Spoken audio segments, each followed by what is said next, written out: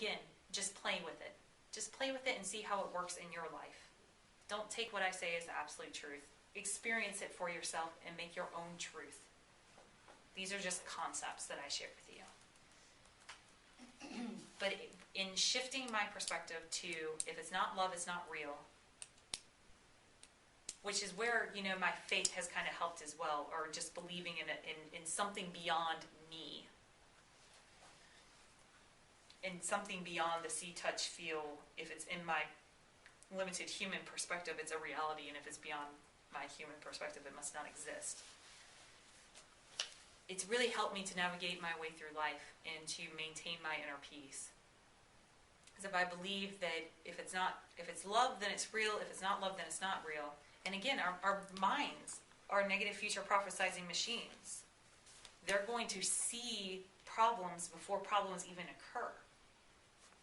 And the dangerous thing with this is that it's in holding those mental images of the possibilities is what creates it in our life. So if you're holding an image of things going wrong in hopes that it doesn't go wrong, you're actually attributing to increasing the possibilities of it going wrong. Or, again, not right or wrong, but other than your preferred way of having it happen. Even if you were stupid. Even if some of the situations could be not ideal, she was making the best choice that she knew to make in every given moment. Right. Period. So when you can see that in that instance, then why not see that in every instance? You don't know what's going on in somebody's mind and what is motivating them. You don't know if the words coming out of their mouth are attached to the feelings that they have about you or the hard day that they had at work that they haven't shaken off yet. Or them just trying to do the best they can from what they know about Exactly. how to raise somebody, so to speak. Right. So the reason that I adopted this way of looking at things is because since I can't know what somebody's thinking and I'm left to only assuming, why not assume the best? And understanding, and when I tried to make sense of senseless things, like moms that abuse their kids, like how can that even make sense to abuse your child? And how can you even think or argue for a moment that you're a good mom but still abuse your child? Because a lot of abusive parents would be like, I'm a great parent, because they don't see that abuse as a negative thing. They don't even really see it as abuse, or they don't even register it, or it's all that they know. They're making the best choice that they can make in the moment. So if the best choice that they can make in the moment isn't aligned with love, then it must be an action that was made subconsciously in order to falsely preserve some kind of safety that they're feeling is threatened. And it was really just, if I'm going to choose to believe something that I don't know, then I'm going to choose love. And in just that, what if everything is love? What if every single choice that everybody is making is really made? I know that I don't always make the best decisions, but I know that I am not consciously going to make a choice that creates pain in my life. I might unconsciously do it all day long, but I'm not going to consciously choose, if I do this, this is really going to piss that person off. It's really going to get them good. I wouldn't do that. So if we are friends, or we are family members, or if we are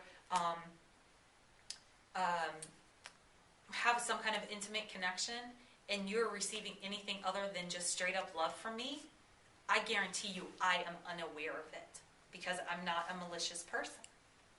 I wouldn't do that. Now, some people, you can look at them and be like, well, they're consciously making the choice to do something harmful to somebody else. But I dare to say that the only reason they're consciously making the choice to do some harm to somebody else is in their way of being proactive to stop that person from potentially doing harm to them. And most likely, and I would dare to say every single time, at the core root of that person who's being malicious, they are still only seeking love and acceptance. So if they are doing something malicious, they must really, really, really be blind to the fact that they affect people in a negative way, or else they would not be doing it. It was a matter of me choosing to believe and view life this way, and then I will test it out for a couple of months and see what kind of results I get. And when I got more bliss, happiness, and peace, I decided that this was a more serving belief system than the old belief system that love is real and fear is real too. And that love is a force that's working in the world, and that bad things are working too. Then it's kind of like, what do? Bad stuff's going to happen.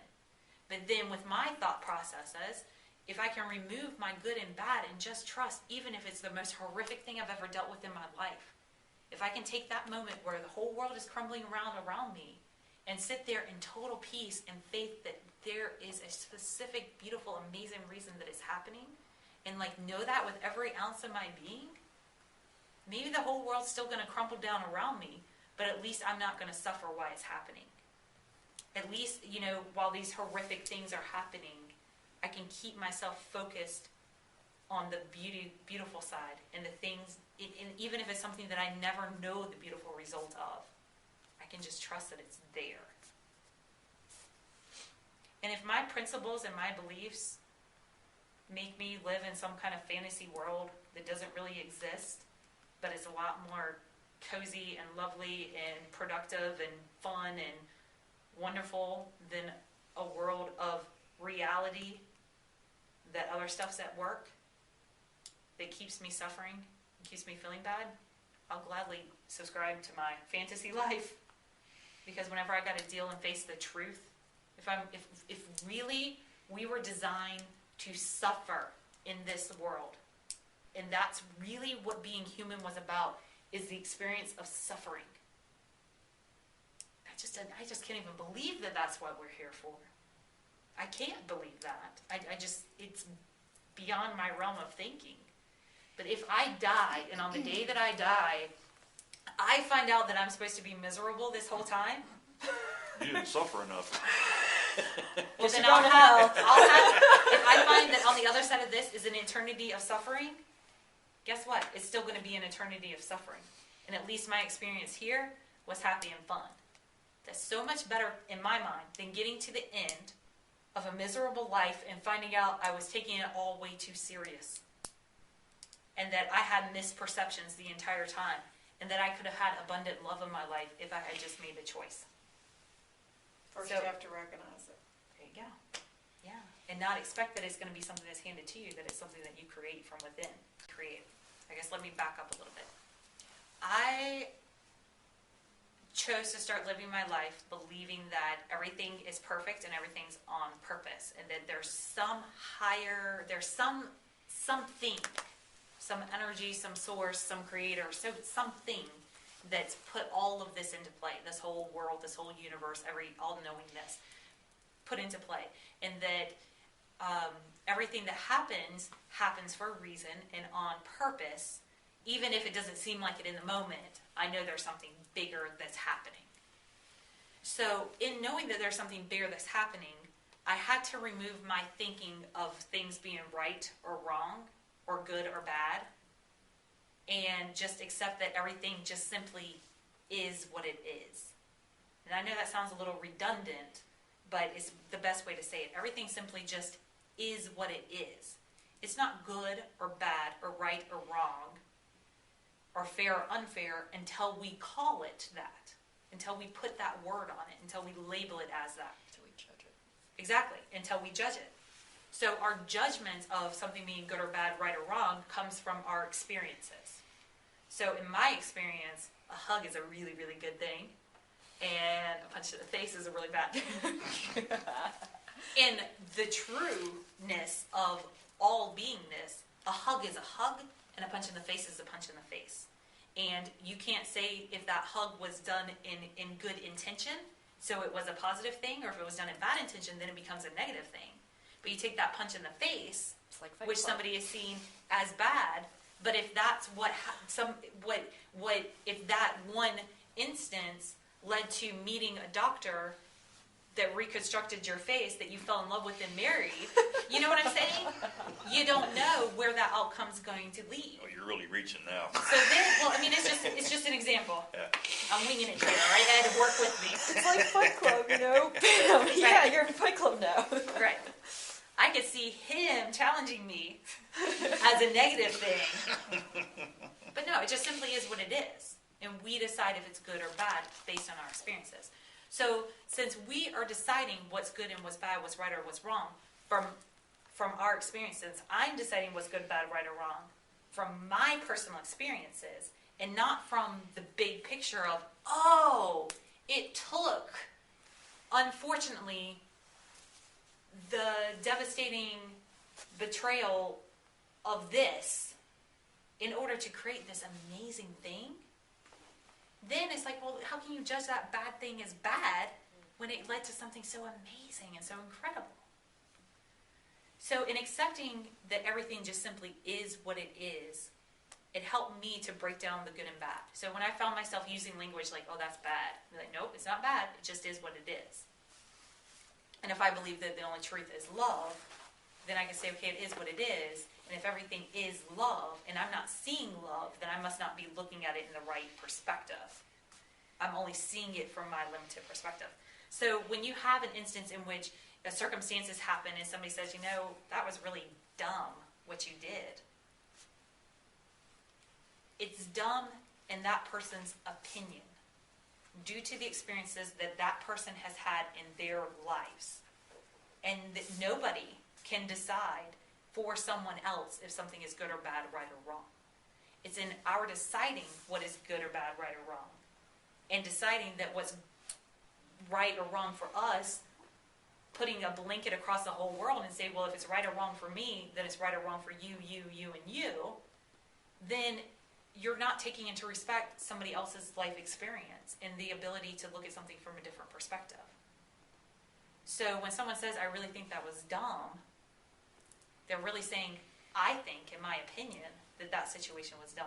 And more likely, what they are saying in truth is that if it was me and I was the one who made that decision in that circumstance, I would judge myself as dumb.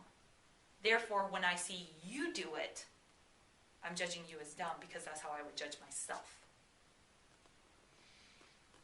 You see how there's a little bit different perspective in that? Yeah, I get that. So when I would get really excited about something, I'd be like, oh my gosh, this is the best thing ever, and I can't wait to tell somebody about it. And I go running up to somebody, and I'm like, oh my gosh, this is the best thing ever. Wait till you hear about this. And they look at me like, that ain't ever going to happen.